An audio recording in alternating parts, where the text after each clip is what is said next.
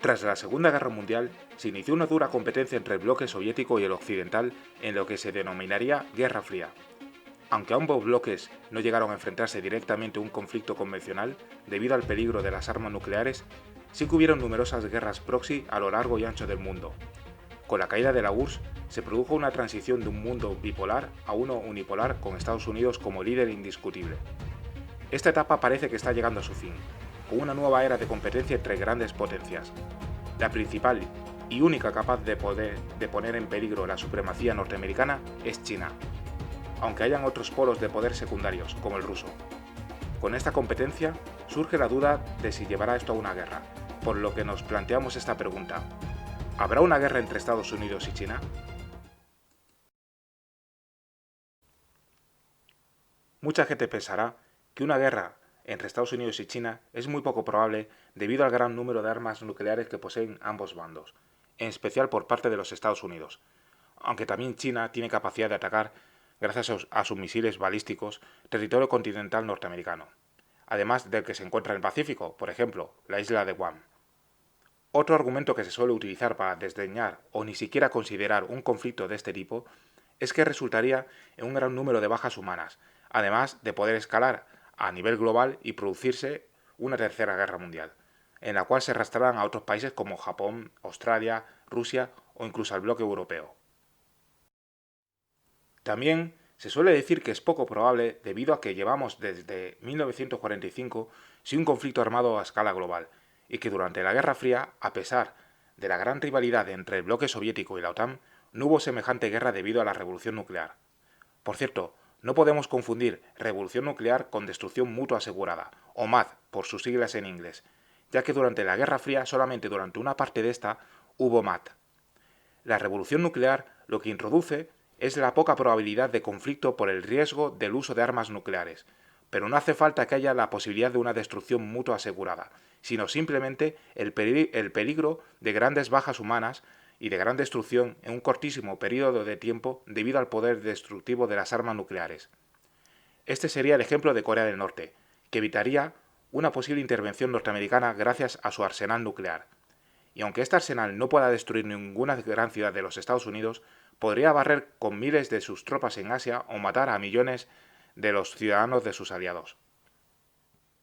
Una diferencia entre una posible guerra entre Estados Unidos y China por un lado y una entre la Unión Soviética y la OTAN por otro es que en la primera, algunos de los escenarios más probables que se barajan no afectan a la supervivencia de China.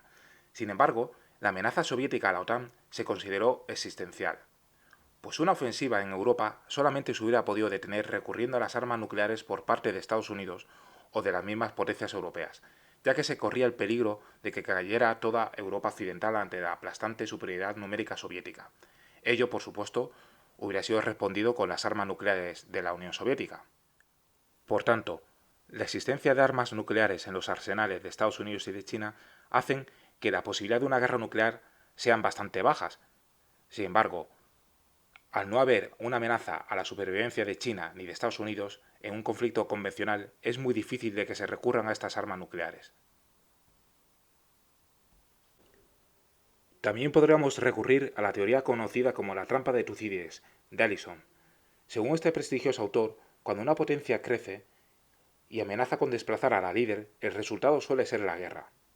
Tucídides fue un historiador ateniense que vivió en primera persona la guerra del Peloponeso, incluso ejerciendo el mando militar, y escribiendo una obra sobre ella. Tucídides dijo que fue el ascenso de Atenas, que creció espectacularmente, y el impacto que tuvo en Esparta, inspirándole temor, y que había sido el poder predominante durante 100 años, lo que causó la guerra del Peloponeso, que le llevó a una lucha encarnizada y que se extendió por todo el mundo griego. Allison, que hace un recorrido en los últimos 500 años, buscando casos en los cuales un poder ascendente amenazara con desplazar al poder predominante, encontró 16 ocasiones en las cuales esto sucedió. De estas 16, 12 habían resultado en guerra, y en las restantes no. Esto quiere decir, y así lo recalca Allison, que la guerra no es inevitable, aunque sí bastante probable en estos casos. En la dinámica de Tucídides, este tipo de rivalidad entre grandes potencias crea una vulnerabilidad a acciones por parte de un tercero, digamos Japón, que no están relacionadas con la rivalidad entre las dos potencias en disputa. por ejemplo, China y Estados Unidos, y que tampoco son intencionadas por ninguno de los principales rivales. El problema es que una u otra potencia se sienten obligadas a responder, desencadenando una serie de sucesos que a menudo terminan en un conflicto, incluso en uno catastrófico, como fue la Guerra del Peloponeso. Más adelante veremos algunas de estas acciones que pueden llevar a una guerra entre Estados Unidos y China. Allison nos pone como ejemplo paradigmático la Primera Guerra Mundial, en la cual el asesinato de un archiduque en Sarajevo, que no estaba conectado ni con Gran Bretaña ni con Alemania, creó una serie de reacciones que en 6 semanas llevó a toda Europa a la más grande contienda hasta la fecha. Por tanto, acciones o accidentes de terceros pueden producir este conjunto de reacciones que lleven a las dos mayores potencias a una guerra. Veamos a continuación la serie de sucesos que podrían desembocar en una guerra entre ambas potencias. Conflicto con Japón. Las islas Senkaku, situadas al noreste de Taiwán, son reclamadas tanto por China como por Japón. Y también Taiwán, lo que complica aún más la ecuación. Tanto Japón como China han construido bastantes capacidades militares para poder enfrentarse y defender la soberanía de estas islas, que además de que hablamos de prestigio, también hablamos de intereses pesqueros en la zona o de posibles bolsas de petróleo o gas allí en las islas. Como estamos viendo en los últimos años y meses, China es cada vez más asertiva a la hora de realizar los reclamos territoriales contra el resto de los países vecinos, que salvo Japón y la India, pocos pueden hacer frente con garantía alguna en el caso de un conflicto marítimo. Aquí me gustaría hacer un inciso. Que China tenga una superioridad naval manifiesta respecto al resto de sus países vecinos no implica que sea capaz de invadir con garantías de éxito a estos vecinos, incluido Taiwán. Son dos aspectos muy diferentes. Y aclarado esto, veamos qué situaciones se pueden dar en las cuales Estados Unidos podría implicarse militarmente. Si barcos pesqueros chinos, de la milicia marítima o de la Armada china intentan hacer efectivos sus reclamaciones territoriales poniendo pie en las islas Senkaku, podría llevar a que Japón interviniera expulsando a estas fuerzas chinas de la misma manera que la India ha intentado hacer contra China en su frontera. Esto podría desencadenar una confrontación militar entre China y Estados Unidos, pues este último tiene un tratado de defensa mutua con Japón. Si el territorio japonés es atacado por una potencia extranjera, Estados Unidos estaría obligado a defenderlo. Por tanto, la presencia naval norteamericana en el mar del sur de China, garantizando la libertad de navegación, podría reaccionar rápidamente en apoyo de Japón en el caso de que hubiera una escalada entre ambos países.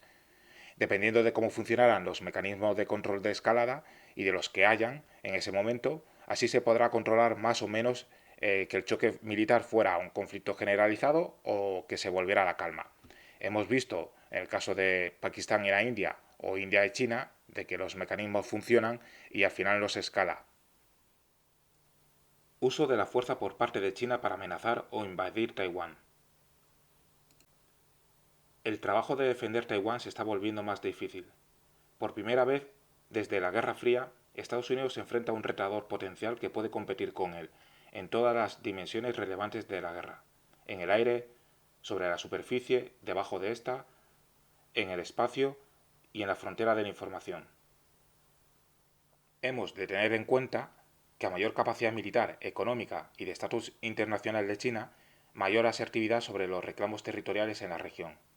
Es decir, tendrá mayor seguridad a la hora de poder desafiar a sus vecinos o a Estados Unidos incluso, con la seguridad de que una hipotética guerra podría ser incluso ganada por ella, lo cual disuadiría incluso a Estados Unidos de intervenir.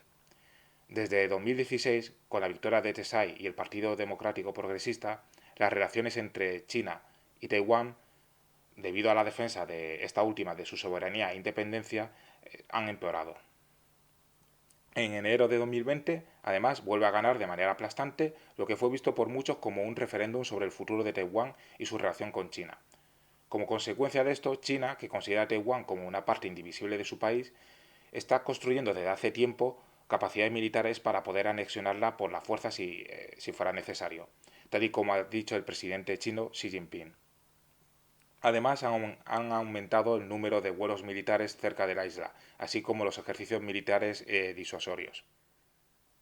Estados Unidos ha aumentado el compromiso con Taiwán y han estrechado últimamente los lazos, por lo que cualquier acción ofensiva o amenazante de gravedad por parte de China podría ser contestada por Washington enviando efectivos navales que se interpusieran, haciendo una labor disuasoria.